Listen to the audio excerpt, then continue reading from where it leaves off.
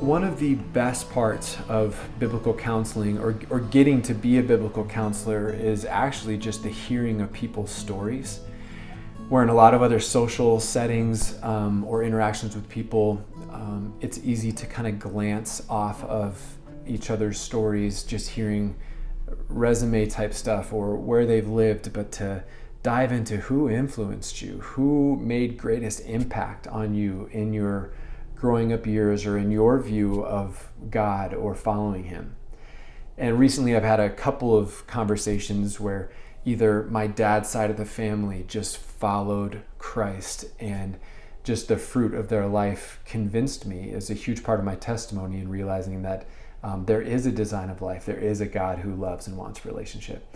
Another person was talking about how it was just the generosity of their mom, patience, kindness towards all types of people, and how she just didn't see it anywhere else. And it was because Christ was in her that it made the biggest impact. And I'm reminded of a cool quote that my friend and coworker, Nick Ewing, talks about how some of the most important principles in life and biggest lessons in life are caught, not taught. Are because they were modeled so well, they get caught by our kids or by other people that we're in close relationship with, as opposed to just trying to teach these principles and give good examples.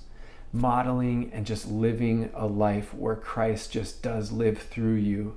And for that reason, your ability to love others and bear fruit is just different than the rest of the world. And the verse that pops out the most that I love is out of John chapter 13. And that's when Jesus is washing his disciples' feet.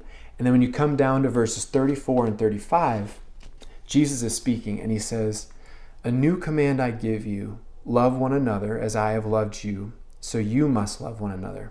And then here's the verse that I highlight the most. "By this, all men will know that you are my disciples, if you love one another." Not all men will know that you're my disciples because you communicate just right and you eloquently speak from the pulpit, but by your love for one another, that will be the greatest testimony, and people will then know that you're one of my disciples.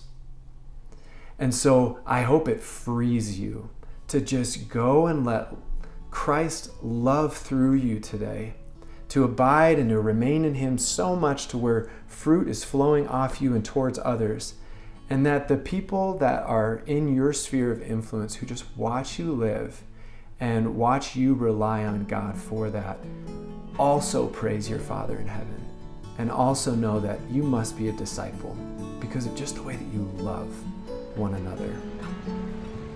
Thank you for watching. I'll see you again next time for another Planted by the Water.